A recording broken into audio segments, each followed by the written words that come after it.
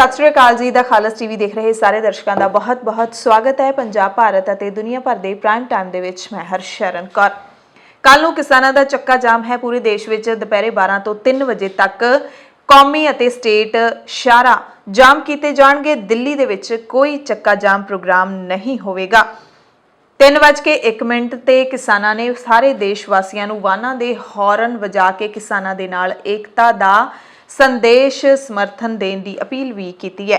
Delhi police ने धरने वालियां थावां दे नेड़े सुरक्षा होर सख्त कर दी है। कल नूं किसानां दा चक्का जाम है। इस दे मद्देनज़र वाधू सुरक्षा बलों की तैनाती दे नाल बैरीकेडिंग नूं भी वधा दिता है। खेतीबाड़ी मंत्री नरेंद्र तोमर कह रहे हैं कि किसानों को खेती कानूनों के खिलाफ वरगलाया जा रहा है तो यह जिहड़ा विरोध है सिर्फ एक सूबे के लोग कर रहे हैं। कानूनों च सोध की पेशकश का मतलब ये नहीं है कि सरकार कानूनों को गलत मान रही है तो ये कोई घाट है। दीपेंद्र हुड्डा ने कहा कि खेतीबाड़ी मंत्री ने देश और सदन को गुमराह करने का काम किया। शिव सेना के मैंबर राज सभा मैंबर ने जिहड़े वो भी हक विच डट गए। तोमर के बयान तो बाद कहते सिख मुगलों नाल लड़े तो योधे, अंग्रेज़ों नाल लड़े तो देश भगत, ते हुण अपने हकों लिए लड़ रहे ने तो खालिस्तानी कह रहे हो। दिल्ली के बॉर्डरां ते बैरीकेडिंग और कंडियाली तार बर्लिन की कंध का भुलेखा पाउंदी है। प्रताप सिंह बाजवा ने राज सभा दे विच कहा गिरफ्तार हुए नौजवानों के परिवारों को 12 फरवरी तो बाद गुरुद्वारा रकाबगंज साहिब पहुंचने की अपील किसने की है, खबर दसांगे प्राइम टाइम दे विच। लाल किला कांड के लिए 25 मुलजमां की दिल्ली पुलिस ने पछाण करने का दावा किया। तस्वीरां जारी कर दित्तियां ने। इंटरनेट सेवावां ते रोक लाउण ते पंजाब हरियाणा हाईकोर्ट ने हरियाणा सरकार तो जवाब मंगिया। यूपी के गाजीपुर बॉर्डर ते मरण वाले नौजवान किसान की मां ते भरा विरुद्ध मुकदमा पुलिस ने इस करके दर्ज कर लिया कि नौजवान दी लाश नूं तिरंगे विच लपेटिया सी। ग्रेटा थनबर्ग के ट्वीट तो बाद दिल्ली पुलिस एक्शन दे विच आई है। गूगल तो टूल किट अपलोड करने वाले दा IP एड्रैस मांग लिया। पटियाला दे विच किसानां ने बॉबी दिओल दी फिल्म की शूटिंग रुकवा दी। पंजाब सरकार ने 14 फरवरी नूं वोटां वाले दिन तनख्वाह समेत छुट्टी का ऐलान कर दिता है। नगर निगम चोणां दे लई नामजदगी पत्रां की पड़ताल का अज आखिरी दिन सी अते 12 फरवरी तक ही चोण प्रचार किया जाएगा ते 14 फरवरी नूं वोटां पैणगियां। पंजाब भारत और दुनिया भर के प्राइम टाइम दे विच सब तो पहला शुरुआत कर लैंदे आ किसानी संघर्ष के नाल जुड़ियां खबरां दी।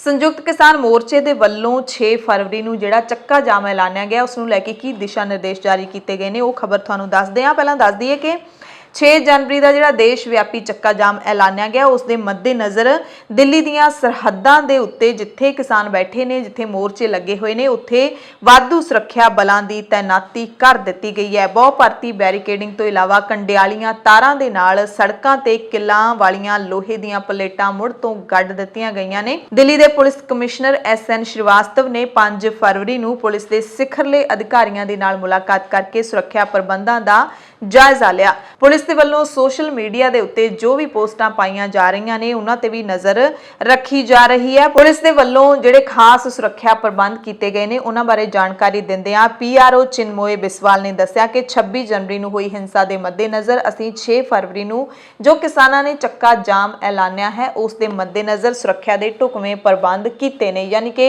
दिल्ली पुलिस का यह बयान किते ना किते आपदे आप दे विच भी सवाल खड़े भी करदा है कि 26 जनवरी नूं पुलिस ने सुरक्षा के पुख्ता प्रबंध नहीं किए सी, ढुकवें प्रबंध नहीं किए सी। जिहड़ा दिल्ली पुलिस हुण बयान दे रही है कि 26 जनवरी की हिंसा के मद्देनज़र असीं बॉर्डरां ते सुरक्षा के ढुकवें प्रबंध किए ने। किसानां दा अंदोलन सिर्फ एक सूबे तक सीमित है। किसानां नूं खेती कानूनों के खिलाफ सिर्फ भड़काया जा रहा है। कांग्रेस के वलों राज सभा दे विच अज कहा खेतीबाड़ी मंत्री नरेंद्र तोमर ने यह भी कहा कि कानूनों विच सोध की पेशकश का मतलब ये नहीं है कि कानूनों दे विच कोई घाट है।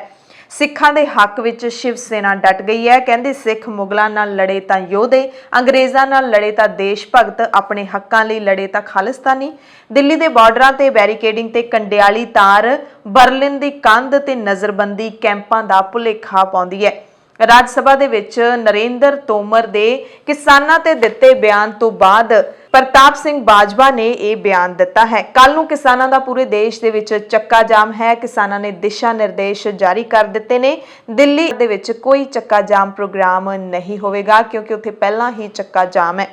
ਚੱਕਾ ਜਾਮ ਪ੍ਰੋਗਰਾਮ ਦੇ ਮੌਕੇ ਕਿਸਾਨ ਲੀਡਰਾਂ ਨੇ ਦੁਪਹਿਰੇ 3:01 ਤੇ ਸਾਰੇ ਦੇਸ਼ ਵਾਸੀਆਂ ਨੂੰ ਆਪੋ ਆਪਣੇ ਵਾਹਨਾਂ ਦੇ ਹਾਰਨ ਵਜਾਉਣ ਦੀ ਅਪੀਲ ਵੀ ਕੀਤੀ ਹੈ ਤਾਂ ਕਿ ਕਿਸਾਨਾਂ ਦੇ ਨਾਲ ਏਕਤਾ ਦਾ ਪ੍ਰਗਟਾਵਾ ਕੀਤਾ ਜਾਵੇ। ਗ੍ਰਿਫਤਾਰ ਹੋਏ ਨੌਜਵਾਨਾਂ ਦੇ ਪਰਿਵਾਰਾਂ ਨੂੰ ਕਿਸਾਨ ਮਜ਼ਦੂਰ ਸੰਘਰਸ਼ ਕਮੇਟੀ ਨੇ 11 ਤੇ 12 ਫਰਵਰੀ ਤੋਂ ਬਾਅਦ ਗੁਰਦੁਆਰਾ ਰਕਾਬਗੰਜ ਸਾਹਿਬ ਆਉਣ ਦੀ ਅਪੀਲ ਕੀਤੀ ਹੈ। ਲਾਲ ਕਿਲਾ ਕਾਂਡ ਦੇ ਲਈ 25 ਮੁਲਜ਼ਮਾਂ ਦੀ ਦਿੱਲੀ ਪੁਲਿਸ ਦੇ ਵੱਲੋਂ ਪਛਾਣ ਕੀਤੀ ਗਈ ਹੈ। ਤਸਵੀਰਾਂ ਜਾਰੀ ਕੀਤੀਆਂ ਨੇ। ਇੰਟਰਨੈਟ ਸੇਵਾਵਾਂ ਬੰਦ ਕਰਨ ਤੇ ਪੰਜਾਬ ਹਰਿਆਣਾ ਹਾਈ ਕੋਰਟ ਨੇ ਹਰਿਆਣਾ ਸਰਕਾਰ ਤੋਂ ਜਵਾਬ ਮੰਗਿਆ। ਗਾਜ਼ੀਪੁਰ ਬਾਰਡਰ ਤੇ ਸ਼ਹੀਦ ਹੋਣ ਵਾਲੇ ਕਿਸਾਨ ਦੀ ਮਾਂ ਤੇ ਭਰਾ ਦੇ ਖਿਲਾਫ ਮੁਕੱਦਮਾ ਦਰਜ ਕੀਤਾ ਹੈ। ਯੂਪੀ ਪੁਲਿਸ ਨੇ ਲਾਸ਼ ਨੂੰ ਤਿਰੰਗੇ ਦੇ ਵਿੱਚ ਲਪੇਟਣ ਦਾ ਇਲਜ਼ਾਮ ਲਾ ਕੇ ਗ੍ਰੇਟਾ ਥਨਬਰਗ ਦੇ ਟਵੀਟ ਤੋਂ ਬਾਅਦ ਦਿੱਲੀ ਪੁਲਿਸ ਨੇ ਐਕਸ਼ਨ ਲਿਆ ਹੈ। ਗੂਗਲ ਤੋਂ ਮੰਗਿਆ ਟੂਲ ਕਿਟ ਅਪਲੋਡ ਕਰਨ ਵਾਲੇ ਦਾ IP ਐਡਰੈਸ। ਸਪੈਸ਼ਲ ਨਿਊਜ਼ ਦੇਖਣ ਵਾਲੇ ਸਾਰੇ ਦਰਸ਼ਕਾਂ ਦਾ ਸਵਾਗਤ ਹੈ। ਮੈਂ ਹਰਸ਼ਰਨ ਕੌਰ। ਸਭ ਤੋਂ ਪਹਿਲਾਂ ਜਿਹੜਾ ਚੱਕਾ ਜਾਮ ਹੋਣਾ 6 ਫਰਵਰੀ ਨੂੰ ਕਿਸਾਨਾਂ ਨੇ ਪੂਰੇ ਦੇਸ਼ ਦੇ ਵਿੱਚ ਚੱਕਾ ਜਾਮ ਕਰਨ ਦਾ ਸੱਦਾ ਦਿੱਤਾ ਹੈ। ਇਸ ਦਾ ਐਲਾਨ ਕਈ ਦਿਨ ਪਹਿਲਾਂ ਕੀਤਾ ਗਿਆ ਸੀ ਤੇ ਹੁਣ ਦਿਸ਼ਾ ਨਿਰਦੇਸ਼ ਜਾਰੀ ਕਰ ਦਿੱਤੇ ਗਏ ਨੇ। 6 ਫਰਵਰੀ ਨੂੰ ਦੁਪਹਿਰੇ 12 ਵਜੇ ਤੋਂ ਲੈ ਕੇ 3 ਵਜੇ ਤੱਕ ਚੱਕਾ ਜਾਮ ਕੀਤਾ ਜਾਏਗਾ। ਦੇਸ਼ ਭਰ ਦੇ ਕੌਮੀ ਅਤੇ ਸੂਬਾ ਰਾਹ ਮਾਰਗ ਨੇ ਜਿਹੜੇ ਸ਼ਾਹ ਮਾਰਗ ਨੇ ਜਿਹੜੇ ਸਟੇਟ ਤੇ ਨੈਸ਼ਨਲ ਹਾਈਵੇਜ਼ ਉਹਨਾਂ ਦੇ ਉੱਤੇ ਚੱਕਾ ਜਾਮ ਕਰਨ ਦਾ ਪ੍ਰੋਗਰਾਮ ਹੈ।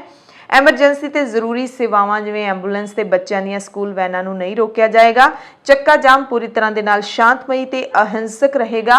ਪ੍ਰਦਰਸ਼ਨਕਾਰੀਆਂ ਨੂੰ ਕਿਸਾਨ ਲੀਡਰਾਂ ਨੇ ਅਪੀਲ ਕੀਤੀ ਹੈ ਕਿ ਉਹ ਸਰਕਾਰੀ ਅਫਸਰਾਂ, ਮੁਲਾਜ਼ਮਾਂ ਜਾਂ ਫਿਰ ਆਮ ਨਾਗਰਿਕਾਂ ਦੇ ਨਾਲ ਕਿਸੇ ਵੀ ਟਕਰਾਅ ਦੇ ਵਿੱਚ ਹਿੱਸਾ ਨਾ ਲੈਣ। ਸਾਰੇ ਧਰਨਿਆਂ ਕਰਕੇ ਪਹਿਲਾਂ ਹੀ ਦਿੱਲੀ ਦਾ ਚੱਕਾ ਜਾਮ ਹੋਇਆ ਪਿਆ। ਦਿੱਲੀ ਵਿੱਚ ਦਾਖਲ ਹੋਣ ਵਾਲੀਆਂ ਬਾਕੀ ਸਾਰੀਆਂ ਸੜਕਾਂ ਵੀ ਖੁੱਲੀਆਂ ਰਹਿਣਗੀਆਂ ਸਿਵਾਏ ਉਹਨਾਂ ਦੇ ਜਿੱਥੇ ਪਹਿਲਾਂ ਹੀ ਧਰਨੇ ਲੱਗੇ ਹੋਏ ਨੇ। ਚੱਕਾ ਜਾਮ ਪ੍ਰੋਗਰਾਮ ਜਦੋਂ ਖਤਮ ਹੋਏਗਾ ਤਾਂ ਦੁਪਹਿਰੇ 3:01 ਤੇ ਸਾਰੇ ਦੇਸ਼ ਵਾਸੀਆਂ ਨੂੰ ਆਪੋ ਆਪਣੇ ਵਾਹਨਾਂ ਦੇ ਹਾਰਨ ਇੱਕੋ ਵਾਰੀ ਵਜਾਉਣ ਦੀ ਅਪੀਲ ਕੀਤੀ ਗਈ ਹੈ। ਕਿਸਾਨ ਲੀਡਰਾਂ ਦੇ ਵੱਲੋਂ ਸੱਦਾ ਦਿੱਤਾ ਗਿਆ ਹੈ ਕਿ ਇਹ ਹਾਰਨ ਇੱਕੋ ਟਾਈਮ ਜਦੋਂ ਦੁਪਹਿਰੇ 3:01 ਤੇ ਤੁਸੀਂ ਵਜਾਓਗੇ ਤਾਂ ਇਹ ਚੱਕਾ ਜਾਮ ਖਤਮ ਕੀਤਾ ਜਾਏਗਾ ਤੇ ਅਸੀਂ ਸਮਝਾਂਗੇ ਕਿ ਕਿਸਾਨਾਂ ਦੇ ਹੱਕ ਦੇ ਵਿੱਚ ਤੁਹਾਡਾ ਪੂਰਾ ਸਮਰਥਨ ਹੈ। ਆਮ ਲੋਕਾਂ ਨੂੰ ਅਪੀਲ ਕੀਤੀ ਹੈ ਕਿ ਦੁਪਹਿਰੇ 3 ਵਜੇ ਇਸ ਹਾਰਨ ਵਜਾਉਣ ਦੇ ਪ੍ਰੋਗਰਾਮ ਦੇ ਵਿੱਚ ਵੀ ਜ਼ਰੂਰ ਸ਼ਾਮਿਲ ਹੋਵੋ ਤਾਂ ਜੋ ਅੰਨਦਾਤਾ ਦੇ ਨਾਲ ਤੁਸੀਂ ਆਪਣਾ ਸਮਰਥਨ ਅਤੇ ਏਕਤਾ ਦਾ ਸੰਦੇਸ਼ ਸਾਨੂੰ ਭੇਜੋ।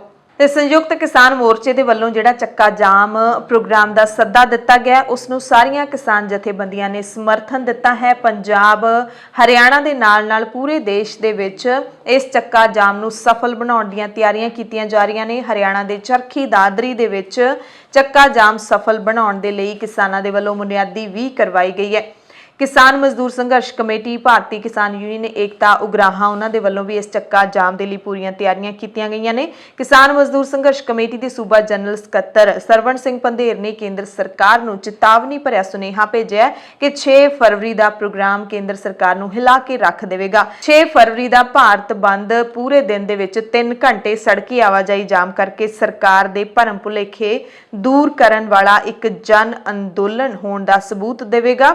ਤੇ ਕਿਸਾਨ ਮਜ਼ਦੂਰ ਸੰਘਰਸ਼ ਕਮੇਟੀ ਦੇ ਲੀਡਰਾਂ ਨੇ ਮੰਗ ਵੀ ਕੀਤੀ ਹੈ ਕਿ ਗ੍ਰਿਫਤਾਰ ਕੀਤੇ ਕਿਸਾਨਾਂ ਨੂੰ ਬਿਨਾਂ ਸ਼ਰਤ ਰਿਹਾ ਕੀਤਾ ਜਾਵੇ। ਇਸ ਦੇ ਨਾਲ ਹੀ ਕਿਸਾਨ ਮਜ਼ਦੂਰ ਸੰਘਰਸ਼ ਕਮੇਟੀ ਦੇ ਲੀਡਰਾਂ ਨੇ ਟਰੈਕਟਰ ਪਰੇਡ ਦੌਰਾਨ ਦਿੱਲੀ ਦੇ ਵਿੱਚ ਗ੍ਰਿਫਤਾਰ ਹੋਣ ਵਾਲੇ ਨੌਜਵਾਨ ਕਿਸਾਨਾਂ ਦੇ ਪਰਿਵਾਰਕ ਮੈਂਬਰਾਂ ਨੂੰ 11 ਤੋਂ 12 ਫਰਵਰੀ ਤੋਂ ਬਾਅਦ ਗੁਰਦੁਆਰਾ ਰਕਾਬਗੰਜ ਸਾਹਿਬ ਆਉਣ ਦੀ ਅਪੀਲ ਕੀਤੀ ਹੈ ਤਾਂ ਜੋ ਗ੍ਰਿਫਤਾਰ ਹੋਏ ਨੌਜਵਾਨਾਂ ਨੂੰ ਛੁਡਾਉਣ ਦੇ ਵਿੱਚ ਮਦਦ ਕੀਤੀ ਜਾ ਸਕੇ। ਪੰਧੇਰ ਨੇ ਕਿਹਾ ਕਿ ਸਾਨੂੰ ਨੌਜਵਾਨਾਂ ਦੀ ਮਦਦ ਲਈ ਉਹਨਾਂ ਦੇ ਸਾਰੇ ਦਸਤਾਵੇਜ਼ ਚਾਹੀਦੇ ਨੇ ਤਾਂ ਜੋ ਉਹਨਾਂ ਦੀ ਕਾਨੂੰਨੀ ਪੈਰਵਾਈ ਕੀਤੀ ਜਾ ਸਕੇ।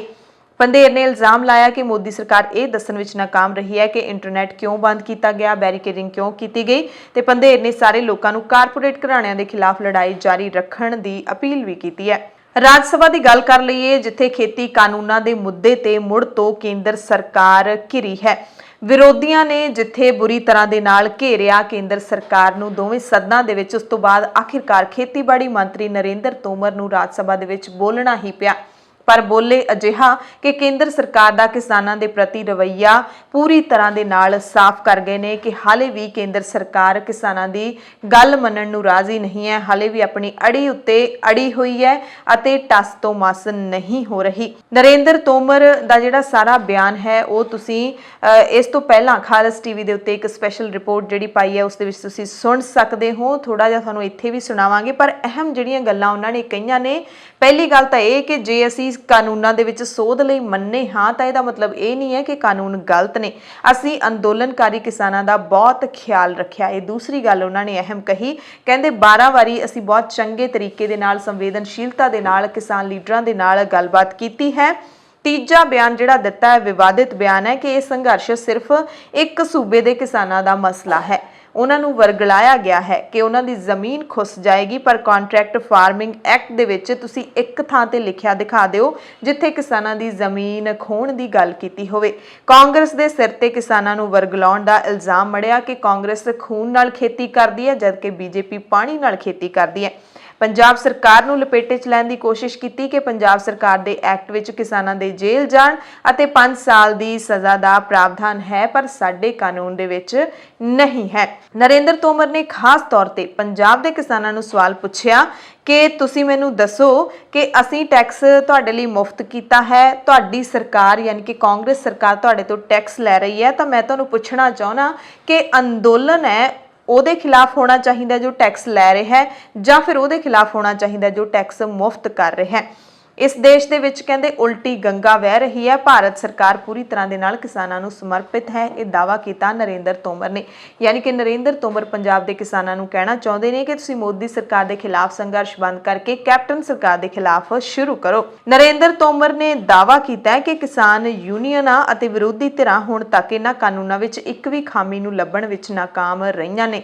ਇਹ ਜਿਹੜਾ ਬਿਆਨ ਹੈ ਆਪਣੇ ਆਪ ਦੇ ਵਿੱਚ ਹੀ ਹਾਸੋਹੀਣਾ ਜਾਪਦਾ ਹੈ, ਕਿਉਂਕਿ ਪਿਛਲੇ ਦਿਨਾਂ ਦੇ ਵਿੱਚ ਜਦੋਂ ਸਰਕਾਰ ਦੇ ਨਾਲ ਕਿਸਾਨਾਂ ਦੀਆਂ ਬੈਠਕਾਂ ਹੋਈਆਂ ਨੇ ਤਾਂ ਇੱਕ ਬੈਠਕ ਦੇ ਵਿੱਚ ਕਿਸਾਨ ਲੀਡਰ ਸਾਰੀਆਂ ਜਿਹੜੀਆਂ ਕਮੀਆਂ ਹੈਗੀਆਂ ਨੇ ਉਹਨਾਂ ਨੂੰ ਨੋਟਸ ਬਣਾ ਕੇ ਲੈ ਕੇ ਗਏ ਸੀ, ਉਹਨਾਂ ਦਾ ਨੋਟ ਬਣਾ ਕੇ ਲੈ ਕੇ ਗਏ ਸੀ, ਸਰਕਾਰ ਦੇ ਮੂਹਰੇ ਰੱਖਿਆ ਸੀ ਤੇ ਸਰਕਾਰ ਮੰਨ ਗਈ ਸੀ ਕਿ ਹਾਂ ਇਹਦੇ ਵਿੱਚ ਇਹ ਕਮੀਆਂ ਨੇ। ਤੇ ਹੁਣ ਨਰਿੰਦਰ ਤੋਮਰ ਕਹਿ ਰਹੇ ਨੇ ਕਿ ਕਿਸਾਨ ਲੀਡਰ ਤੇ ਵਿਰੋਧੀ ਧਿਰਾਂ ਇੱਕ ਵੀ ਕਮੀ ਕੱਢਣ ਵਿੱਚ ਨਾਕਾਮ ਰਹੀਆਂ ਨੇ। ਤੋਮਰ ਨੇ ਕਿਹਾ ਕਿ ਸਰਕਾਰ ਤੇ ਪ੍ਰਧਾਨ ਮੰਤਰੀ ਨਰਿੰਦਰ ਮੋਦੀ ਕਿਸਾਨਾਂ ਦੀ ਭਲਾਈ ਲਈ ਵਚਨਬੱਧ ਨੇ। ਨਵੇਂ ਕਾਨੂੰਨਾਂ ਦਾ ਮੁੱਖ ਨਿਸ਼ਾਨਾ ਕਿਸਾਨਾਂ ਦੀ ਆਮਦਨ ਨੂੰ ਦੁੱਗਣਾ ਕਰਨਾ ਹੈ। ਸੋ ਜਦੋਂ ਨਰਿੰਦਰ ਤੋਮਰ ਰਾਜ ਸਭਾ ਦੇ ਵਿੱਚ ਆਪਣੀ ਤਕਰੀਰ ਦੇ ਰਹੇ ਸੀ ਤਾਂ ਵਿਰੋਧੀ ਧਿਰ ਦੇ ਮੈਂਬਰਾਂ ਨੇ ਕਾਫੀ ਹੰਗਾਮਾ ਕੀਤਾ। ਇਹ ਵੀ ਕਹਿੰਦੇ ਸੁਣੇਗੇ ਕਿ ਜੇ ਤੁਸੀਂ ਝੂਠ ਬੋਲੋਗੇ ਤਾਂ ਅਸੀਂ ਤੁਹਾਨੂੰ ਨਹੀਂ ਸੁਣਨਾ। ਸੋ ਨਰਿੰਦਰ ਤੋਮਰ ਨੇ ਜੋ ਕੁਝ ਕਿਹਾ ਹੈ ਉਸ ਤੇ ਸੰਯੁਕਤ ਕਿਸਾਨ ਮੋਰਚੇ ਦੇ ਲੀਡਰਾਂ ਦਾ ਹਾਲੇ ਕੋਈ ਪ੍ਰਤੀਕਰਮ ਨਹੀਂ ਆਇਆ ਹੈ, ਪਰ ਕਿਸਾਨ ਮਜ਼ਦੂਰ ਸੰਘਰਸ਼ ਕਮੇਟੀ ਦੇ ਸੂਬਾ ਜਨਰਲ ਸਕੱਤਰ ਸਰਵਣ ਸਿੰਘ ਪੰਧੇਰ ਅਤੇ ਪ੍ਰਧਾਨ ਸਤਨਾਮ ਸਿੰਘ ਪੰਨੂ ਉਹਨਾਂ ਨੇ ਮੋੜਵੇਂ ਸਵਾਲ ਪੁੱਛੇ ਨੇ ਸਰਕਾਰ ਨੂੰ। ਕਿਹਾ ਕਿ ਪ੍ਰਾਈਵੇਟ ਹਿੱਸੇਦਾਰੀ ਰਾਹੀਂ ਖੇਤੀ ਆਮਦਨ ਦੁੱਗਣੀ ਕਰਨ ਵਾਲੀ ਬੀਜੇਪੀ ਸਰਕਾਰ ਇਹ ਦੱਸੇ ਕਿ ਯੂਪੀ, ਬਿਹਾਰ ਤੇ ਮੱਧ ਪ੍ਰਦੇਸ਼ ਵਿੱਚ ਜਿੱਥੇ ਉਹਨਾਂ ਦੀਆਂ ਸੂਬਾ ਸਰਕਾਰਾਂ ਨੇ ਯਾਨੀ ਕਿ ਬੀਜੇਪੀ ਦੀਆਂ ਸਰਕਾਰਾਂ ਨੇ ਉੱਥੇ ਕਣਕ, ਝੋਨਾ MSP ਤੋਂ 700-800 ਰੁਪਏ ਤੋਂ ਵੀ ਘੱਟ ਵਪਾਰੀ ਲੁੱਟ ਕੇ ਫਸਲਾਂ ਨੂੰ ਪੰਜਾਬ ਦੀਆਂ ਮੰਡੀਆਂ ਦੇ ਵਿੱਚ ਕਿਉਂ ਵੇਚਦੇ ਨੇ, ਫਿਰ ਉੱਥੇ ਦੇ ਕਿਸਾਨਾਂ ਨੂੰ ਕਿਉਂ ਲੁੱਟਦੇ ਨੇ। ਡੇਅਰੀ ਫਾਰਮ, ਪੋਲਟਰੀ ਫਾਰਮ, ਸ਼ਹਿਦ ਮੱਖੀ ਪਾਲਣ, ਸਬਜ਼ੀ, ਫਲ ਇਹ ਸਾਰੇ ਪ੍ਰਾਈਵੇਟ ਖੇਤਰ ਵਿੱਚ ਨੇ। ਕੀ ਮੋਦੀ ਸਾਹਿਬ ਇਹ ਦੱਸ ਸਕਦੇ ਨੇ ਕਿ ਉਹ ਕਿਸਾਨ ਬਾਦਸ਼ਾਹ ਕਿਉਂ ਨਹੀਂ ਬਣ ਗਏ? ਫਿਰ ਤੋਮਰ ਜੀ ਤੁਹਾਡੀ ਸਰਕਾਰ ਵੱਲੋਂ RSS BJP ਦੇ ਦੰਗਾਈਆਂ ਰਾਹੀਂ ਹਮਲਾ ਕਰਕੇ ਖੂਨ ਦੀ ਹੋਲੀ ਖੇਡੀ ਗਈ ਹੈ ਕਿਸਾਨਾਂ ਦੇ ਨਾਲ, ਪਰ ਹਾਲੇ ਤੱਕ ਦੰਗਾਈਆਂ ਦੇ ਖਿਲਾਫ ਕੋਈ ਕਾਰਵਾਈ ਨਹੀਂ ਹੋਈ ਤੇ ਨਾ ਹੀ ਤੁਹਾਡੀ ਸਰਕਾਰ ਇਹਨਾਂ ਮਸਲਿਆਂ ਤੇ ਕੁਝ ਬੋਲੀ ਹੈ। ਯਾਨੀ ਕਿ BJP ਸਰਕਾਰ ਨੂੰ ਸਵਾਲ ਪੁੱਛੇ ਨੇ ਕਿਸਾਨ ਲੀਡਰਾਂ ਨੇ ਕਿ ਜੇ ਤੁਸੀਂ ਕਹਿੰਦੇ ਹੋ ਕਿ ਕਿਸਾਨਾਂ ਦੀ ਆਮਦਨ ਦੁੱਗਣੀ ਅਸੀਂ ਕਰਾਂਗੇ ਤੇ ਦੁੱਗਣੀ ਹੋ ਚੁੱਕੀ ਹੈ ਤਾਂ ਯੂਪੀ, ਬਿਹਾਰ ਤੇ ਮੱਧ ਪ੍ਰਦੇਸ਼ ਦੇ ਕਿਸਾਨ ਇੰਨੇ ਕੰਗਾਲ ਕਿਉਂ ਹੋ ਗਏ? ਸੋ ਇਹ ਮੋੜਵੇਂ ਸਵਾਲ ਪੁੱਛੇ ਨੇ ਜਿਨ੍ਹਾਂ ਦਾ ਜਵਾਬ ਸ਼ਾਇਦ ਕਦੇ ਨਹੀਂ ਮਿਲਣਾ ਕਿਸਾਨਾਂ ਨੂੰ। ਤੇ ਰਾਜ ਸਭਾ ਦੇ ਵਿੱਚ ਫਿਰ ਵਿਰੋਧੀ ਧਿਰ ਦੇ ਮੈਂਬਰਾਂ ਨੇ ਕੀ ਕੁਝ ਕਿਹਾ ਹੈ। ਪੰਜਾਬ ਤੋਂ ਕਾਂਗਰਸ ਰਾਜ ਸਭਾ ਮੈਂਬਰ ਪ੍ਰਤਾਪ ਸਿੰਘ ਬਾਜਵਾ ਉਹਨਾਂ ਨੇ ਗਾਜ਼ੀਪੁਰ ਬਾਰਡਰ ਅਤੇ ਦਿੱਲੀ ਪੁਲਿਸ ਵੱਲੋਂ ਲਾਏ ਬੈਰੀਕੇਡਾਂ ਦੀ ਬਰਲਿਨ ਦੀ ਕੰਧ ਅਤੇ ਨਜ਼ਰਬੰਦੀ ਕੈਂਪਾਂ ਦੇ ਨਾਲ ਤੁਲਨਾ ਕੀਤੀ। ਬਾਜਵਾ ਨੇ ਕਿਸਾਨਾਂ ਨੂੰ ਦੇਸ਼ ਵਿਰੋਧੀ ਤੇ ਖਾਲਿਸਤਾਨੀ ਦੱਸੇ ਜਾਣ ਦਾ ਵੀ ਜ਼ੋਰਦਾਰ ਸ਼ਬਦਾਂ ਵਿੱਚ ਵਿਰੋਧ ਕੀਤਾ। ਰਾਸ਼ਟਰਪਤੀ ਦੇ ਭਾਸ਼ਣ ਤੇ ਪੇਸ਼ ਧੰਨਵਾਦੀ ਮਤੇ ਤੇ ਹੋਈ ਬਹਿਸ ਦੌਰਾਨ ਬਾਜਵਾ ਨੇ ਮੰਗ ਕੀਤੀ ਕਿ 26 ਜਨਵਰੀ ਨੂੰ ਦਿੱਲੀ ਵਿੱਚ ਹੋਈ ਹਿੰਸਾ ਦੇ ਮਾਮਲਿਆਂ ਦੀ ਨਿਰਪੱਖ ਜਾਂਚ ਲਈ ਸੁਪਰੀਮ ਕੋਰਟ ਦੇ ਜੱਜ ਦੀ ਅਗਵਾਈ ਦੇ ਵਿੱਚ ਕਮੇਟੀ ਕਾਇਮ ਕੀਤੀ ਜਾਵੇ ਜੋ 2 ਮਹੀਨਿਆਂ ਦੇ ਵਿੱਚ ਆਪਣੀ ਰਿਪੋਰਟ ਦੇਵੇ।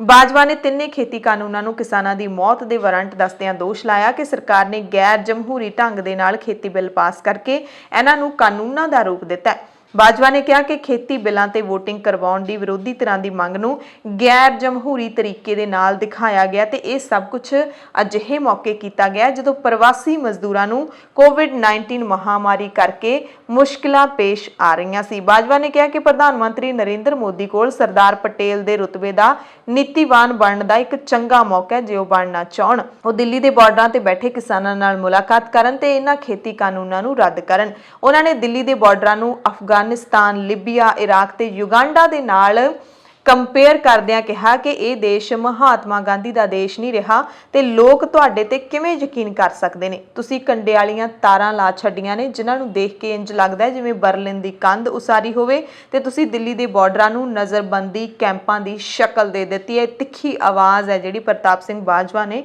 ਬੁਲੰਦ ਕੀਤੀ ਰਾਜ ਸਭਾ ਦੇ ਵਿੱਚ। ਇੱਕ ਹੋਰ ਪੰਜਾਬ ਦੇ ਮੈਂਬਰ ਸੁਖਦੇਵ ਸਿੰਘ ਢੀਂਡਸਾ ਇਹਨਾਂ ਨੇ ਰਾਜ ਸਭਾ ਦੇ ਵਿੱਚ ਬਹਿਸ ਦੇ ਵਿੱਚ ਹਿੱਸਾ ਲੈਂਦਿਆਂ ਕਿਹਾ ਕਿ ਪ੍ਰਧਾਨ ਮੰਤਰੀ ਨੂੰ ਖੁਦ ਦਖਲ ਦੇ ਕੇ ਕਿਸਾਨਾਂ ਦੀ ਗੱਲ ਸੁਣਨੀ ਚਾਹੀਦੀ ਹੈ। ਢੀਂਡਸਾ ਨੇ ਸਵਾਲ ਚੁੱਕਿਆ ਕਿ ਖੇਤੀ ਕਾਨੂੰਨਾਂ ਬਾਰੇ ਜਦੋਂ ਆਰਡੀਨੈਂਸ ਲਿਆਂਦੇ ਗਏ ਸੀ ਤਾਂ ਉਹਨਾਂ ਨੇ ਉਸ ਮੌਕੇ ਵੀ ਪ੍ਰਧਾਨ ਮੰਤਰੀ ਨੂੰ ਚਿੱਠੀ ਲਿਖੀ ਸੀ ਪਰ ਕੋਈ ਜਵਾਬ ਨਹੀਂ ਮਿਲਿਆ। ਢੀਂਡਸਾ ਨੇ ਕਿਹਾ ਕਿ ਖੇਤੀ ਸੂਬਿਆਂ ਦਾ ਵਿਸ਼ਾ ਹੈ ਤੇ ਕੇਂਦਰ ਸਰਕਾਰ ਖੇਤੀ ਕਾਨੂੰਨਾਂ ਨੂੰ ਲਿਆ ਕੇ ਸੰਘੀ ਢਾਂਚੇ ਨੂੰ ਕਮਜ਼ੋਰ ਕਰ ਰਹੀ ਹੈ। ਸਿੱਖਾਂ ਵੱਲੋਂ ਦੇਸ਼ ਦੀ ਆਜ਼ਾਦੀ ਲਈ ਲੜੇ ਸੰਘਰਸ਼ ਦੇ ਵਿੱਚ ਸਿੱਖਾਂ ਦੇ ਯੋਗਦਾਨ ਤੇ ਵੀ ਰੌਸ਼ਨੀ ਪਾਈ। ਢੀਂਡਸਾ ਨੇ ਕਿਹਾ ਕਿ ਹੁਣ ਸਿੱਖਾਂ ਨੂੰ ਖਾਲਿਸਤਾਨੀ ਤੇ ਅੱਤਵਾਦੀ ਦੱਸਿਆ ਜਾ ਰਿਹਾ ਹੈ। MSP ਨਿਰਧਾਰਿਤ ਕਰਨ ਲਈ ਕੋਈ ਵਿਗਿਆਨਿਕ ਤਰੀਕਾ ਜਿਹੜਾ ਉਹ ਲਿਆਂਦਾ ਜਾਣਾ ਚਾਹੀਦਾ ਹੈ। ਇਹ ਢੀਂਡਸਾ ਨੇ ਸਲਾਹ ਵੀ ਦਿੱਤੀ। ਰਾਜ ਸਭਾ ਦੇ ਵਿੱਚ ਸ਼ਿਵ ਸੈਨਾ ਨੇ ਵੀ ਕੇਂਦਰ ਸਰਕਾਰ ਦੇ ਖਿਲਾਫ ਤਿੱਖੀ ਆਵਾਜ਼ ਬੁਲੰਦ ਕੀਤੀ। ਸ਼ਿਵ ਸੈਨਾ ਦੇ ਜਿਹੜੇ ਰਾਜ ਸਭਾ ਮੈਂਬਰ ਸੰਜੇ ਰਾਉਤ ਉਹਨਾਂ ਨੇ ਦੋਸ਼ ਲਾਇਆ ਕਿ ਕਿਸਾਨ ਅੰਦੋਲਨ ਨੂੰ ਬਦਨਾਮ ਕਰਨ ਦੀਆਂ ਕੋਸ਼ਿਸ਼ਾਂ ਕੀਤੀਆਂ ਜਾ ਰਹੀਆਂ ਨੇ। ਕਿਸਾਨਾਂ ਨੂੰ ਖਾਲਿਸਤਾਨੀ ਤੇ ਅੱਤਵਾਦੀ ਜਿਹੇ ਲਕਬ ਦਿੱਤੇ ਜਾ ਰਹੇ ਨੇ। ਰਾਉਤ ਨੇ ਕਿਹਾ ਕਿ ਲੋਕ ਸਭਾ ਮੈਂਬਰ ਸ਼ਸ਼ੀ ਥਰੂਰ ਸਮੇਤ ਹੋਰਨਾਂ ਦੇ ਖਿਲਾਫ ਦੇਸ਼ ਧਰੋਹ ਦੇ ਕੇਸ ਦਰਜ ਕਰ ਦਿੱਤੇ ਗਏ ਨੇ। ਬਸਪਾ ਦੇ ਸਤੀਸ਼ ਚੰਦਰ ਮਿਸ਼ਰਾ ਨੇ ਕਿਹਾ ਕਿ ਸਰਕਾਰ ਕਿਸਾਨਾਂ ਦੇ ਅੰਦੋਲਨ ਨੂੰ ਰੋਕਣ ਲਈ ਡੂੰਘੇ ਖੱਡੇ ਪੁੱਟ ਰਹੀ ਹੈ। ਪਾਣੀ, ਖਾਣਾ ਤੇ ਪਖਾਨੇ ਜਿਹੀਆਂ ਬੁਨਿਆਦੀ ਸਹੂਲਤਾਂ ਬੰਦ ਕਰ ਰਹੀ ਹੈ ਜੋ ਕਿ ਮਨੁੱਖੀ ਅਧਿਕਾਰਾਂ ਦਾ ਘਾਣ ਹੈ। ਉਹਨਾਂ ਕਿਹਾ ਕਿ ਸਰਕਾਰ ਇਹਨਾਂ ਕਾਨੂੰਨਾਂ ਨੂੰ 1 ਤੋਂ 1.5 ਸਾਲ ਲਈ ਮੁਲਤਵੀ ਕਰਨ ਦੀਆਂ ਗੱਲਾਂ ਕਰ ਰਹੀ ਹੈ ਤੇ ਸਰਕਾਰ ਨੂੰ ਆਪਣੀ ਅੜੀ ਛੱਡ ਕੇ ਕਾਨੂੰਨਾਂ ਨੂੰ ਵਾਪਸ ਲੈਣਾ ਚਾਹੀਦਾ ਹੈ। ਸ਼ਿਵ ਸੈਨਾ ਨੇ ਬੜੇ ਤਿੱਖੇ ਸ਼ਬਦਾਂ ਦੇ ਵਿੱਚ ਸਵਾਲ ਕੀਤਾ ਕਿ ਕਿਹੋ ਜਿਹੀ ਸਰਕਾਰ ਹੈ। ਜਦੋਂ ਸਿੱਖ ਮੁਗਲਾਂ ਨਾਲ ਲੜੇ ਤਾਂ ਤੁਸੀਂ ਯੋਧੇ ਕਹਿ ਦਿੱਤਾ, ਜਦੋਂ ਅੰਗਰੇਜ਼ਾਂ ਨਾਲ ਲੜੇ ਤਾਂ ਦੇਸ਼ ਭਗਤ ਕਹਿ ਦਿੱਤਾ, ਆਪਣੇ ਹੱਕਾਂ ਲਈ ਲੜੇ ਤਾਂ ਤੁਸੀਂ ਉਹਨਾਂ ਨੂੰ ਖਾਲਿਸਤਾਨੀ ਕਹਿ ਦਿੱਤਾ। ਇਹ ਸਵਾਲ ਨੇ ਜਿਹੜੇ ਸ਼ਿਵ ਸੈਨਾ ਨੇ ਚੱਕੇ ਨੇ ਤੇ ਕਿਸਾਨਾਂ ਦੇ ਹੱਕ ਦੇ ਵਿੱਚ ਆਵਾਜ਼ ਬੁਲੰਦ ਕੀਤੀ ਰਾਜ ਸਭਾ ਦੇ ਵਿੱਚ।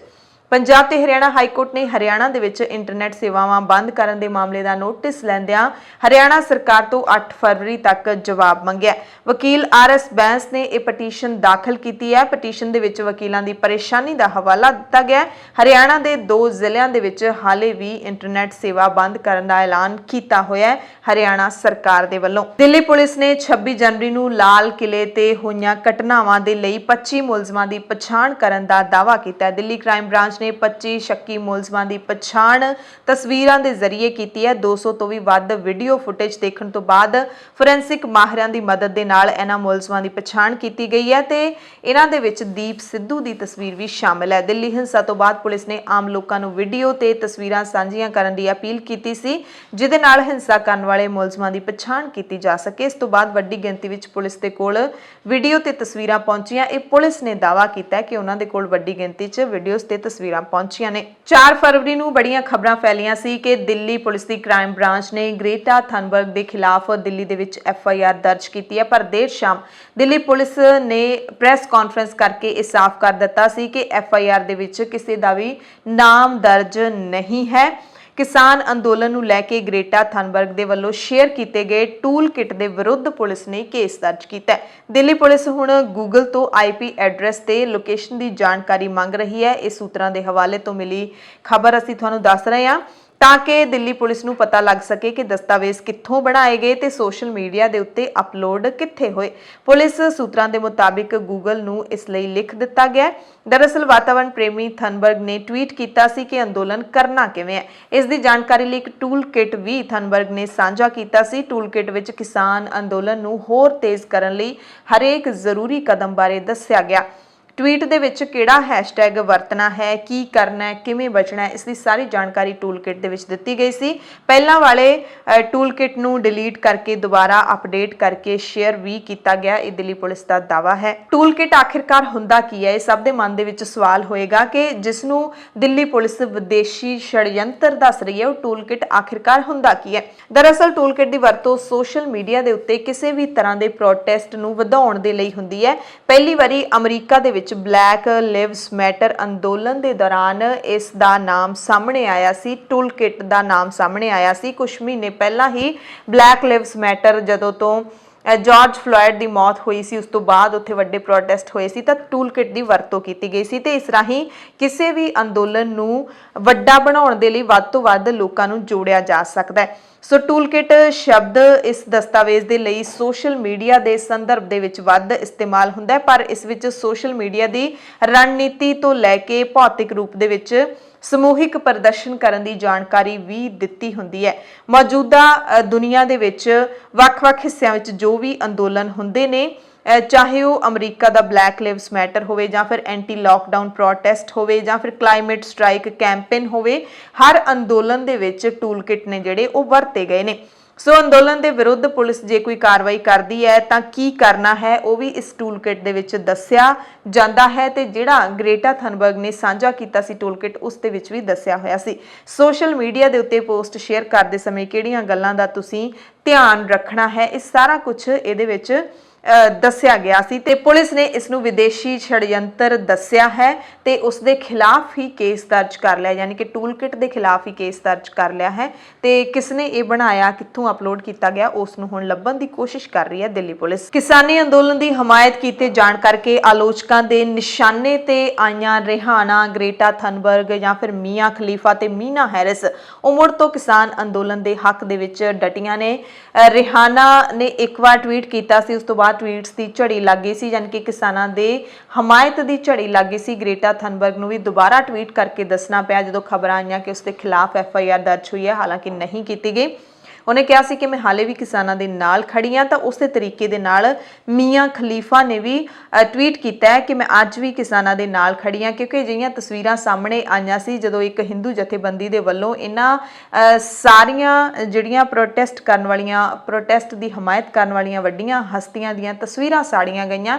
ਉਸ ਤੋਂ ਬਾਅਦ ਮੀਆਂ ਖਲੀਫਾ ਨੇ ਵੀ ਇਹ ਜਿਹੜਾ ਟਵੀਟ ਕੀਤਾ ਹੈ, ਉਸ ਤੋਂ ਬਾਅਦ ਮੀਆਂ ਖਲੀਫਾ ਨੇ ਵੀ ਦੁਬਾਰਾ ਟਵੀਟ ਕਰਕੇ ਦੱਸਿਆ ਕਿ ਮੈਂ ਅੱਜ ਵੀ ਕਿਸਾਨਾਂ ਦੇ ਅੰਦੋਲਨ ਦੇ ਨਾਲ ਖੜੀ ਹਾਂ ਤੇ ਕਮਲਾ ਹੈਰਿਸ ਅਮਰੀਕਾ ਦੀ ਉਪ ਰਾਸ਼ਟਰਪਤੀ ਦੀ ਭਾਣਜੀ ਨੇ ਵੀ ਦੁਬਾਰਾ ਟਵੀਟ ਕਰਕੇ ਕਿਹਾ ਕਿ ਮੈਂ ਚੁੱਪ ਨਹੀਂ ਰਹਾਂਗੀ। 26 ਜਨਵਰੀ ਤੋਂ ਬਾਅਦ ਕਿਸਾਨਾਂ ਦੇ ਵੱਲੋਂ ਵੱਖ-ਵੱਖ ਸੂਬਿਆਂ ਦੇ ਵਿੱਚ ਵੱਖ-ਵੱਖ ਥਾਵਾਂ ਤੇ ਮਹਾਪੰਚਾਇਤਾਂ ਬੁਲਾਈਆਂ ਜਾ ਰਹੀਆਂ ਨੇ ਤੇ ਅਜਿਹੀ ਮਹਾਪੰਚਾਇਤ 5 ਫਰਵਰੀ ਨੂੰ ਉੱਤਰ ਪ੍ਰਦੇਸ਼ ਦੇ ਸ਼ਾਮਲੀ ਦੇ ਭੈਂਸਵਾਲ ਦੇ ਵਿੱਚ ਬੁਲਾਈ ਗਈ। ਇਸ ਪੰਚਾਇਤ ਦੀ ਆਗਿਆ ਜ਼ਿਲ੍ਹਾ ਅਧਿਕਾਰੀ ਜਸਪ੍ਰੀਤ ਕੌਰ ਨੇ ਹਾਲਾਂਕਿ ਨਹੀਂ ਦਿੱਤੀ ਸੀ ਤੇ ਜ਼ਿਲ੍ਹੇ ਦੇ ਵਿੱਚ ਅਪ੍ਰੈਲ ਤੱਕ 3 ਮਹੀਨੇ ਦੇ ਲਈ ਦਫਾ 144 ਵੀ ਲਾਗੂ ਕੀਤੀ ਹੋਈ ਹੈ ਤੇ ਇਸ ਦੇ ਚੱਲਦਿਆਂ ਵੱਡੀ ਗਿਣਤੀ ਦੇ ਵਿੱਚ ਲੋਕ ਇਕੱਠੇ ਹੋਏ, ਕਿਸਾਨ ਇਕੱਠੇ ਹੋਏ ਯੂਪੀ ਦੇ ਸ਼ਾਮਲੀ ਦੇ ਭੈਂਸਵਾਲ ਦੇ ਵਿੱਚ ਤੇ ਪੁਲਿਸ ਦਾ ਸੁਰੱਖਿਆ ਘੇਰਾ ਵੀ ਬਹੁਤ ਵੱਡੀ ਗਿਣਤੀ ਦੇ ਵਿੱਚ ਇੱਥੇ ਵਧਾਇਆ ਗਿਆ। ਪ੍ਰਸ਼ਾਸਨ ਨੇ ਭਾਰੀ ਪੁਲਿਸ ਬਲ ਦੀ ਸੁਰੱਖਿਆ ਦੀ ਵਿਵਸਥਾ ਵੀ ਇੱਥੇ ਕੀਤੀ। ਥਾਂ-ਥਾਂ ਤੇ ਰਾਸ਼ਟਰੀ ਲੋਕ ਦਲ ਦੀ ਪੰਚਾਇਤ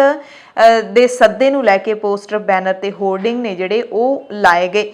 ਸਾਬਕਾ ਉਪ ਮੁੱਖ ਮੰਤਰੀ ਸਚਿਨ ਪਾਇਲਟ ਦੇ ਵੀ ਇਸ ਮਹਾਪੰਚਾਇਤ ਵਿੱਚ ਸ਼ਾਮਿਲ ਹੋਣ ਦੀ ਜਾਣਕਾਰੀ ਮਿਲੀ ਹੈ ਤੇ 1 ਲੱਖ ਤੋਂ ਵੀ ਵੱਧ ਕਿਸਾਨਾਂ ਦੇ ਇੱਥੇ ਇਕੱਠੇ ਹੋਣ ਦਾ ਅੰਦਾਜ਼ਾ ਲਾਇਆ ਗਿਆ ਹੈ।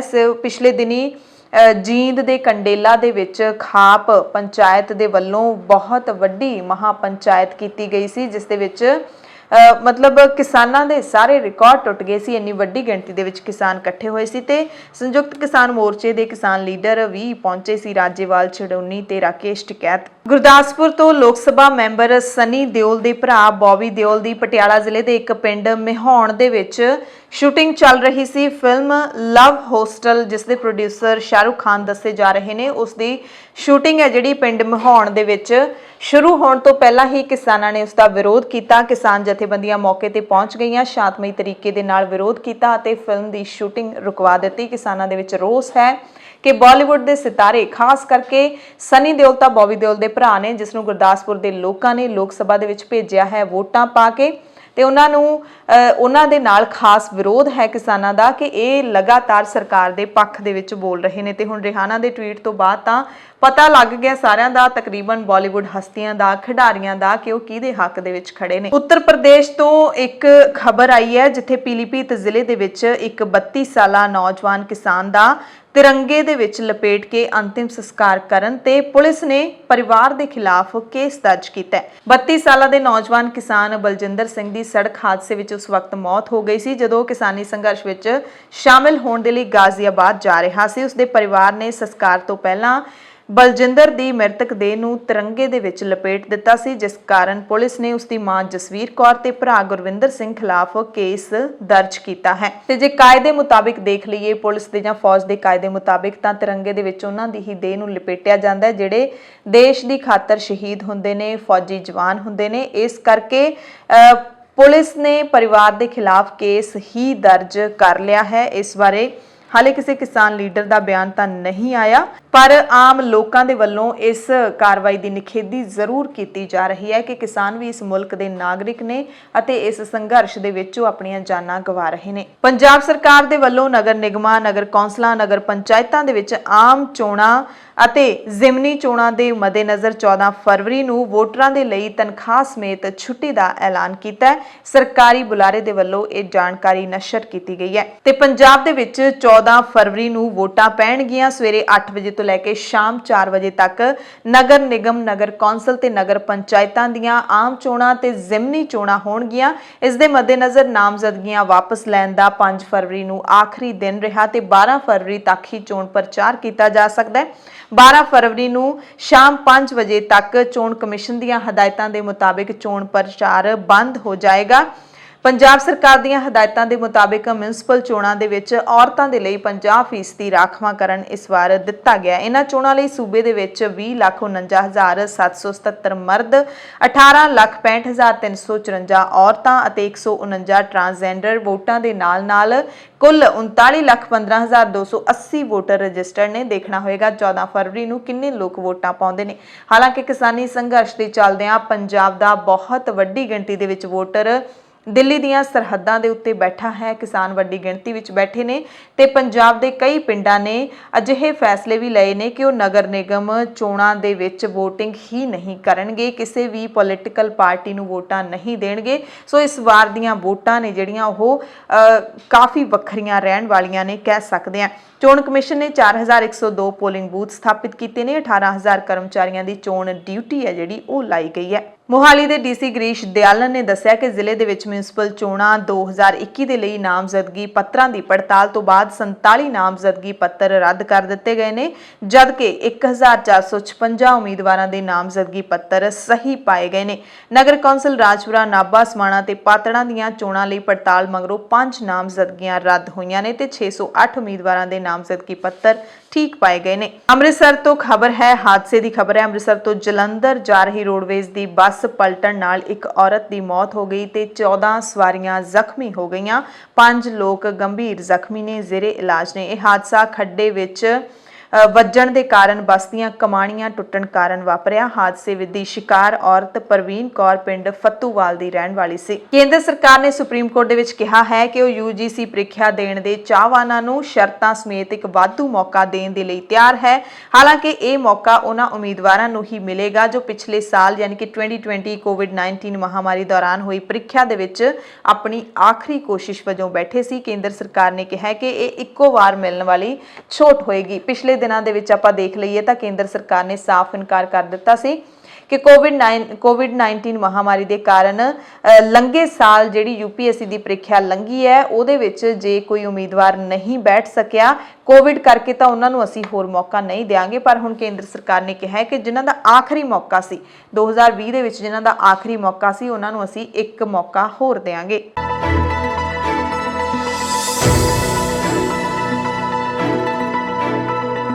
ਪ੍ਰਾਈਮ ਟਾਈਮ ਦੇ ਵਿੱਚ ਪੂਰੇ ਭਾਰਤ ਦੀਆਂ ਖਬਰਾਂ ਸੁਣ ਲੈਂਦੇ ਹਾਂ। ਭਾਰਤੀ ਰਿਜ਼ਰਵ ਬੈਂਕ ਯਾਨੀ ਕਿ RBI ਨੇ ਮੁਦਰਾ ਨੀਤੀ ਦੀ ਸਮੀਖਿਆ ਦੌਰਾਨ 1 ਅਪ੍ਰੈਲ ਤੋਂ ਸ਼ੁਰੂ ਹੋ ਰਹੇ ਅਗਲੇ ਵਿੱਤੀ ਸਾਲ ਲਈ GDP ਯਾਨੀ ਕਿ ਕੁੱਲ ਘਰੇਲੂ ਉਤਪਾਦ 10.5% ਰਹਿਣ ਦਾ ਅੰਦਾਜ਼ਾ ਦਿੱਤਾ ਹੈ।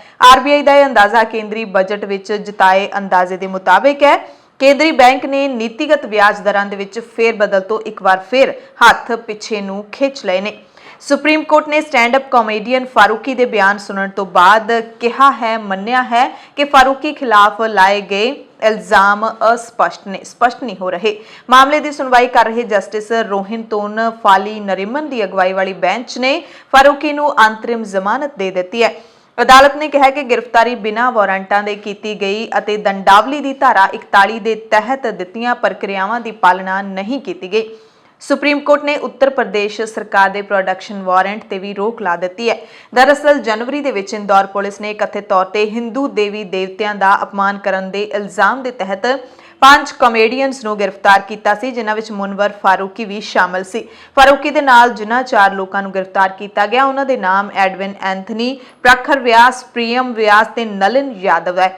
ਫਾਰੂਕੀ ਦੇ ਪ੍ਰੋਗਰਾਮ ਦੇ ਵਿੱਚ BJP ਦੇ ਵਿਧਾਇਕ ਮਾਲਿਨੀ ਗੌੜ ਦੇ ਬੇਟੇ ਏਕਲਵਿਆ ਸਿੰਘ ਗੌੜ ਵੀ ਪਹੁੰਚੇ ਸੀ। ਗੌੜ ਨੇ ਕਿਹਾ ਸੀ ਕਿ ਉਹ ਤੇ ਉਹਨਾਂ ਦੇ ਸਾਥੀ ਇਸ ਪ੍ਰੋਗਰਾਮ ਵਿੱਚ ਗਏ ਸੀ, ਜਿਸ ਦੌਰਾਨ ਫਾਰੂਕੀ ਨੇ ਇਹ ਟਿੱਪਣੀ ਕੀਤੀ ਸੀ। ਬਾਲੀਵੁੱਡ ਅਭਿਨੇਤਾ ਸੋਨੂ ਸੂਦ ਨੇ ਆਪਣੀ ਮੁੰਬਈ ਰਿਹਾਇਸ਼ ਉੱਤੇ ਗੈਰ ਕਾਨੂੰਨੀ ਉਸਾਰੀ ਦੀ ਅਪੀਲ ਤੇ ਸੁਪਰੀਮ ਕੋਰਟ ਤੋਂ ਆਪਣੀ ਪਟੀਸ਼ਨ ਵਾਪਸ ਲੈ ਲਈ ਹੈ। ਸੁਪਰੀਮ ਕੋਰਟ ਦੇ 3 ਜੱਜਾਂ ਦੇ ਬੈਂਚ ਨੇ ਸੋਨੂ ਸੂਦ ਨੂੰ ਪਟੀਸ਼ਨ ਵਾਪਸ ਲੈਣ ਦੀ ਆਗਿਆ ਦਿੱਤੀ। ਸੋਨੂ ਸੂਦ ਦਾ ਨਾਮ ਕਿਸਾਨੀ ਸੰਘਰਸ਼ ਦੇ ਦਰਮਿਆਨ ਵੀ ਚਰਚਾ ਦੇ ਵਿੱਚ ਆ ਰਿਹਾ ਸੀ ਕਿ ਆਖਿਰਕਾਰ ਸੋਨੂ ਸੂਦ ਨੇ ਕਿਸਾਨੀ ਸੰਘਰਸ਼ ਦਰਮਿਆਨ ਕੋਈ ਟਵੀਟ ਕਿਉਂ ਨਹੀਂ ਕੀਤਾ। ਬਾਕੀ ਬਾਲੀਵੁੱਡ ਅਦਾਕਾਰਾਂ ਦੇ ਬਾਰੇ ਵੀ ਸਵਾਲ ਉੱਠ ਰਹੇ ਸੀ, ਪਰ ਸੋਨੂ ਸੂਦ ਦਾ ਨਾਮ ਖਾਸ ਤੌਰ ਤੇ ਲਿਆ ਜਾ ਰਿਹਾ ਸੀ। ਪਰ ਹੁਣ ਸੋਨੂ ਸੂਦ ਨੇ ਵੀ ਟਵੀਟ ਕਰ ਦਿੱਤਾ, ਲਿਖਿਆ ਕਿ ਗਲਤ ਨੂੰ ਸਹੀ ਕਹੋਗੇ ਤਾਂ ਨੀਂਦ ਕਿਵੇਂ ਆਵੇਗੀ। ਸੋਸ਼ਲ ਮੀਡੀਆ ਤੇ ਲੋਕ ਇਸ ਤੇ ਕਹਿ ਰਹੇ ਨੇ ਕਿ ਸੋਨੂ ਸੂਦ ਖੁੱਲ੍ਹ ਕੇ ਬਿਆਨ ਕਿਉਂ ਨਹੀਂ ਦੇ ਰਹੇ, ਉਹਨਾਂ ਨੂੰ ਖੁੱਲ੍ਹ ਕੇ ਆਪਣੀ ਰਾਏ ਰੱਖਣੀ ਚਾਹੀਦੀ ਹੈ। ਹਾਲੇ ਵੀ ਸੋਨੂ ਸੂਦ ਦੀ ਕਿਸਾਨੀ ਸੰਘਰਸ਼ ਨੂੰ ਹਮਾਇਤ ਨੂੰ ਲੈ ਕੇ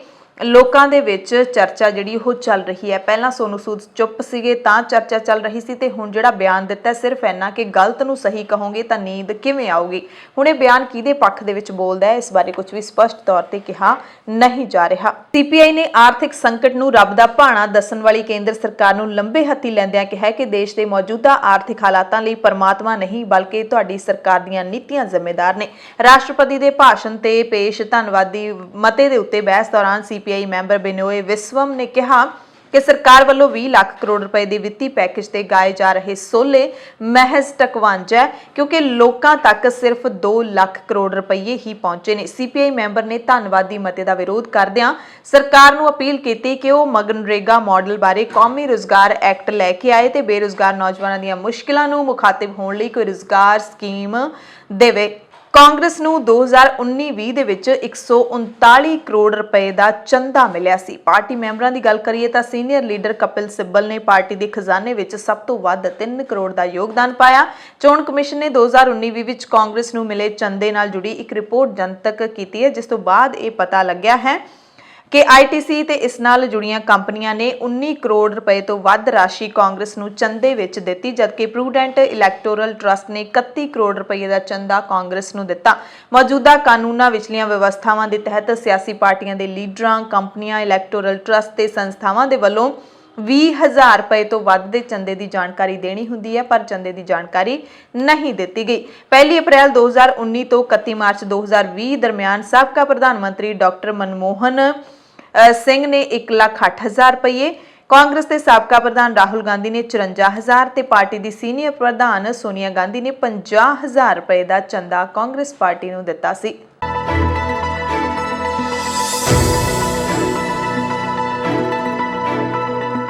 ਪ੍ਰਾਈਮ ਟਾਈਮ ਦੇ ਵਿੱਚ ਹੁਣ ਦੁਨੀਆ ਭਰ ਦੀਆਂ ਖਬਰਾਂ ਸੁਣ ਲੈਂਦੇ ਹਾਂ। ਸਭ ਤੋਂ ਪਹਿਲੀ ਖਬਰ ਅਮਰੀਕਾ ਦੇ ਨਵੇਂ ਚੁਣੇ ਗਏ ਜੋ ਬਾਈਡਨ ਪ੍ਰਸ਼ਾਸਨ ਦੇ ਨਾਲ ਜੁੜੀ ਹੋਈ ਸੁਣਾ ਦਿੰਦੇ ਹਾਂ, ਜਿਹੜੀ ਕਿ H1B ਵੀਜ਼ਾ ਨੂੰ ਲੈ ਕੇ ਹੈ ਤੇ ਵੱਡੀ ਖਬਰ ਹੈ। ਅਮਰੀਕਾ ਦੇ ਜੋ ਬਾਈਡਨ ਪ੍ਰਸ਼ਾਸਨ ਨੇ ਟਰੰਪ ਸਰਕਾਰ ਦੀ H1B ਵੀਜ਼ਾ ਨਾਲ ਜੁੜੀ ਪਾਲਿਸੀ ਨੂੰ ਲਾਗੂ ਕਰਨ ਦੇ ਅਮਲ ਤੇ ਰੋਕ ਲਾ ਦਿੱਤੀ ਹੈ। ਇਹ ਵੱਡੀ ਖਬਰ ਹੈ, ਖਾਸ ਕਰਕੇ ਜਿਹੜੇ ਕਿੱਤਾ ਮੁਖੀ ਕੋਰਸਾਂ ਵਾਲੇ ਜਾਂ ਫਿਰ ਇੰਜੀਨੀਅਰ ਕੈਟਾਗਰੀਜ਼ ਦੇ ਨਾਲ ਜੁੜੇ ਹੋਏ ਲੋਕ ਹੁੰਦੇ ਨੇ, ਖਾਸ ਕਰਕੇ ਭਾਰਤ ਦੇ ਪੇਸ਼ੇਵਰ ਲੋਕ ਨੇ, ਉਹਨਾਂ ਦੇ ਲਈ ਇਹ ਵੱਡੀ ਖਬਰ ਹੈ। ਅਮਰੀਕਾ ਦੇ ਨਵੇਂ ਪ੍ਰਸ਼ਾਸਨ ਨੇ ਕਿਹਾ ਕਿ ਵਿਦੇਸ਼ੀ ਨਾਗਰਿਕਾਂ ਦੇ ਲਈ ਵਰਕ ਵੀਜ਼ਾ ਹਾਸਲ ਕਰਨ ਦੇ ਲਈ ਲਾਟਰੀ ਪ੍ਰਬੰਧ 31 ਦਸੰਬਰ 2021 ਤੱਕ ਜਾਰੀ ਰਹੇਗਾ। ਬਾਈਡਨ ਪ੍ਰਸ਼ਾਸਨ ਦੀ ਇਸ ਪੇਸ਼ਕਦਮੀ ਦੇ ਨਾਲ ਇਮੀਗ੍ਰੇਸ਼ਨ ਏਜੰਸੀ ਨੂੰ ਰਜਿਸਟ੍ਰੇਸ਼ਨ ਪ੍ਰਬੰਧ ਵਿਚਲੀਆਂ ਸੋਧਾਂ ਨੂੰ ਵਿਕਸਿਤ ਟੈਸਟ ਤੇ ਲਾਗੂ ਕਰਨ ਦੇ ਲਈ ਹੋਰ ਵਾਧੂ ਸਮਾਂ ਮਿਲ ਜਾਏਗਾ। ਕੈਨੇਡਾ ਸਰਕਾਰ ਦੇ ਵੱਲੋਂ ਪ੍ਰਾਊਡ ਬਾਇਜ਼ ਸਮੇਤ 4 ਐਕਸਟ੍ਰੀਮ ਰਾਈਟ ਵਿੰਗ ਗਰੁੱਪਸ ਨੂੰ ਅੱਤਵਾਦੀ ਜਥੇਬੰਦੀਆਂ ਦੀ ਸੂਚੀ ਦੇ ਵਿੱਚ ਸ਼ਾਮਲ ਕੀਤਾ ਗਿਆ। ਪਬਲਿਕ ਸੇਫਟੀ ਮੰਤਰੀ ਬਿਲ ਬਲੇਅਰ ਨੇ ਜਾਣਕਾਰੀ ਦਿੱਤੀ ਹੈ ਕਿ ਇਹਨਾਂ ਗਰੁੱਪਾਂ ਨੇ ਵਾਸ਼ਿੰਗਟਨ ਦੇ ਵਿੱਚ ਕੈਪੀਟਲ ਹਿੱਲ ਤੇ ਕੀਤੀ ਹਿੰਸਕ ਕਾਰਵਾਈ ਨੇ ਸਾਬਿਤ ਕਰ ਦਿੱਤਾ ਹੈ ਕਿ ਇਹ ਗਰੁੱਪ ਹਿੰਸਕ ਨੇ। 9 ਹੋਰ ਜਥੇਬੰਦੀਆਂ ਨੂੰ ਸਰਕਾਰ ਦੇ ਵੱਲੋਂ ਜਾਰੀ ਅੱਤਵਾਦੀ ਜਥੇਬੰਦੀਆਂ ਦੀ ਸੂਚੀ ਦੇ ਵਿੱਚ ਸ਼ਾਮਲ ਕੀਤਾ ਗਿਆ, ਜਿਨ੍ਹਾਂ ਵਿੱਚ 3 ਗਰੁੱਪ ਅਲ-ਕਾਇਦਾ ਤੇ 4 ਗਰੁੱਪ ਇਸਲਾਮਿਕ ਸਟੇਟ ਦੇ ਨਾਲ ਸੰਬੰਧਿਤ ਨੇ।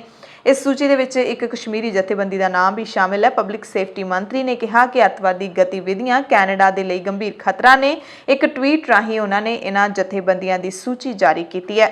ਅਗਲੀ ਖਬਰ ਵੀ ਕੈਨੇਡਾ ਤੋਂ ਹੈ। ਸਰੀ ਦੇ ਵਿੱਚ ਗੋਲੀਬਾਰੀ ਦੀ ਇੱਕ ਘਟਨਾ ਵਿੱਚ 20 ਸਾਲਾ ਨੌਜਵਾਨ ਕੁੜੀ ਦੀ ਮੌਤ ਅਤੇ ਇੱਕ ਆਦਮੀ ਦੇ ਜ਼ਖਮੀ ਹੋਣ ਦਾ ਪਤਾ ਲੱਗਿਆ। ਵੀਰਵਾਰ ਸਵੇਰੇ ਨਾਰਥ ਸਰੀ ਦੇ ਇੱਕ ਘਰ ਦੇ ਵਿੱਚ ਗੋਲੀਆਂ ਚੱਲਣ ਦੀ ਜਾਣਕਾਰੀ ਪੁਲਿਸ ਨੂੰ ਮਿਲੀ। ਮੌਕੇ ਤੇ ਪੁਲਿਸ ਪਹੁੰਚੀ। ਜ਼ਖਮੀ ਹਾਲਤ ਵਿੱਚ ਦੋਵਾਂ ਨੂੰ ਹਸਪਤਾਲ ਪਹੁੰਚਾਇਆ ਗਿਆ, ਪਰ ਕੁੜੀ ਨੂੰ ਬਚਾਇਆ ਨਹੀਂ ਜਾ ਸਕਿਆ ਤੇ ਜਿਹੜਾ ਦੂਸਰਾ ਵਿਅਕਤੀ ਹੈ ਉਹ ਜ਼ੇਰੇ ਇਲਾਜ ਹੈ। ਪੁਲਿਸ ਵੱਲੋਂ ਇਹ ਹਮਲਾ ਮਿੱਥ ਕੇ ਕੀਤਾ ਮੰਨਿਆ ਜਾ ਰਿਹਾ ਹੈ। ਅਗਲੀ ਖਬਰ ਵੀ ਗੋਲੀਬਾਰੀ ਦੇ ਨਾਲ ਜੁੜੀ ਹੋਈ ਹੈ। ਓਕਲਾਹੋਮਾ ਦੇ ਮਸਕੋਗੀ ਦੇ ਵਿੱਚ ਪਿਛਲੇ ਦਿਨੀ ਇੱਕ ਘਰ ਦੇ ਵਿੱਚ ਹੋਈ ਗੋਲੀਬਾਰੀ ਦੌਰਾਨ 5 ਬੱਚਿਆਂ ਸਮੇਤ 6 ਮੌਤਾਂ ਦੇ ਮਾਮਲੇ ਵਿੱਚ ਇੱਕ ਵਿਅਕਤੀ ਤੇ ਦੋਸ਼ ਲਾਏ ਗਏ ਨੇ। ਪੁਲਿਸ ਨੇ ਦੱਸਿਆ ਕਿ 25 ਸਾਲਾ ਓਕਲਾਹੋਮਾ ਵਿਅਕਤੀ ਉੱਤੇ ਬੁੱਧਵਾਰ ਨੂੰ ਉਸਦੇ ਭਰਾ ਅਤੇ 5 ਛੋਟੇ ਬੱਚਿਆਂ ਦੇ ਕਤਲ ਦਾ ਇਲਜ਼ਾਮ ਲੱਗਿਆ। ਅਦਾਲਤੀ ਰਿਕਾਰਡ ਤੋਂ ਬਾਅਦ ਪਤਾ ਲੱਗਦਾ ਹੈ ਕਿ ਮਸਕੋਗੀ ਦੇ ਜੈਰੋਨ ਜ਼ੋਨ ਪ੍ਰਿਜ਼ਨ ਉੱਤੇ ਪਹਿਲੀ ਡਿਗਰੀ ਕਤਲ ਦੇ 6 ਮਾਮਲਿਆਂ, ਮਾਰਨ ਦੇ ਇਰਾਦੇ ਨਾਲ ਗੋਲੀ ਚਲਾਉਣ ਤੇ ਹਥਿਆਰਾਂ ਦੇ ਕਬਜ਼ੇ ਆਦਿ ਦੇ ਦੋਸ਼ ਲਾਏ ਗਏ ਨੇ। ਕੈਨੇਡਾ ਦੇ ਵੱਲੋਂ ਆਪਣੇ ਸਮੁੰਦਰੀ ਇਲਾਕੇ ਦੇ ਵਿੱਚ ਕਰੂਜ਼ ਸਮੁੰਦਰੀ ਜਹਾਜ਼ਾਂ ਤੇ ਲੱਗੀ ਪਾਬੰਦੀ ਦੇ ਵਿੱਚ 1 ਸਾਲ ਦਾ ਹੋਰ ਵਾਧਾ ਕਰ ਦਿੱਤਾ ਹੈ। ਇਹ ਪਾਬੰਦੀ 28 ਫਰਵਰੀ 2022 ਤੱਕ ਹੁਣ ਲਾਗੂ ਰਹੇਗੀ। ਇਹ ਪਾਬੰਦੀ 100 ਤੋਂ ਵੱਧ ਸਵਾਰੀਆਂ ਵਾਲੇ ਕਰੂਜ਼ ਜਹਾਜ਼ਾਂ ਅਤੇ ਮਨੋਰੰਜਕ ਟੂਰਾਂ ਲਈ ਵਰਤੇ ਜਾਂਦੇ ਸਾਰੇ ਜਹਾਜ਼ਾਂ ਤੇ ਲਾਗੂ ਰਹੇਗੀ, ਪਰ ਆਰਕਟਿਕ ਇਲਾਕੇ ਵਿੱਚ ਨਿੱਜੀ ਵਰਤੋਂ ਵਾਲੇ ਜਹਾਜ਼ਾਂ ਨੂੰ ਇਸ ਤੋਂ ਛੋਟ ਹੋਏਗੀ।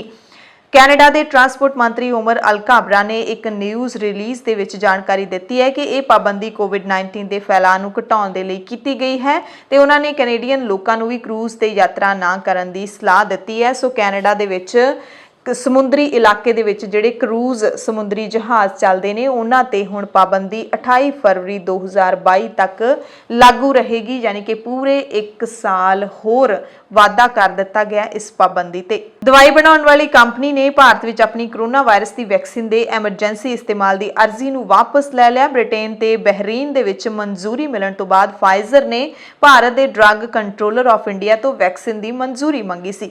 ਕੰਪਨੀ ਦੇ ਬੁਲਾਰੇ ਨੇ ਦੱਸਿਆ ਕਿ ਫਾਈਜ਼ਰ ਨੇ 3 ਫਰਵਰੀ ਨੂੰ drug regulatory of India the subject expert company the committee ਵਿੱਚ ਬੈਠਕ ਦੇ ਵਿੱਚ ਹਿੱਸਾ ਲਿਆ ਸੀ, ਜਿਸ ਤੋਂ ਬਾਅਦ ਇਹ ਫੈਸਲਾ ਲਿਆ ਗਿਆ, ਯਾਨੀ ਕਿ ਹੁਣ ਫਾਈਜ਼ਰ ਕੰਪਨੀ ਨੇ ਭਾਰਤ ਦੇ ਵਿੱਚ ਕੋਰੋਨਾ ਵੈਕਸੀਨ ਦੇ ਇਸਤੇਮਾਲ ਦੀ ਅਰਜ਼ੀ ਨੂੰ ਵਾਪਸ ਲੈ ਲਿਆ, ਜਿਹੜੀ ਕਿ ਵੈਕਸੀਨ ਦੇ ਐਮਰਜੈਂਸੀ ਇਸਤੇਮਾਲ ਦੀ ਮਨਜ਼ੂਰੀ ਦਿੰਦੀ ਸੀ। ਪੰਜਾਬ, ਭਾਰਤ ਅਤੇ ਦੁਨੀਆ ਭਰ ਦੇ ਪ੍ਰਾਈਮ ਟਾਈਮ ਦੇ ਵਿੱਚ ਤੁਹਾਡੇ ਸਭ ਤੋਂ ਇਜਾਜ਼ਤ ਚਾਹੁੰਦੇ ਹਾਂ। ਤੁਸੀਂ ਸਾਰੇ ਆਪਣਾ ਧਿਆਨ ਰੱਖਿਓ, ਲੋੜਵੰਦਾਂ ਦੀ ਮਦਦ ਕਰਦੇ ਰਿਹਾ ਕਰੋ, ਅਫਵਾਹਾਂ ਵਾਲੀਆਂ ਖਬਰਾਂ ਤੋਂ ਜ਼ਰੂਰ ਬਚ ਕੇ ਰਿਹਾ ਕਰੋ, ਖਬਰਾਂ ਅੱਗੇ ਸਾਂਝੀਆਂ ਨਾ ਕਰਿਆ ਕਰੋ। ਇਹ ਅਸੀਂ ਵਾਰ-ਵਾਰ ਤੁਹਾਨੂੰ ਰੋਜ਼ਾਨਾ ਅਪੀਲ ਕਰਦੇ ਹਾਂ ਕਿ ਅਫਵਾਹਾਂ ਵਾਲੀਆਂ ਗਲਤ ਖਬਰਾਂ ਅੱਗੇ ਸਾਂਝੀਆਂ ਕਰਨ ਦੇ ਨਾਲ ਸਮਾਜ ਦੇ ਵਿੱਚ ਬਹੁਤ ਜ਼ਿਆਦਾ ਘਬਰਾਹਟ ਫੈਲ ਜਾਂਦੀ ਹੈ ਤੇ ਗਲਤ ਜਾਣਕਾਰੀਆਂ ਦਾ ਨੁਕਸਾਨ ਵੀ ਬਹੁਤ ਹੁੰਦਾ ਹੈ। ਧੰਨਵਾਦ।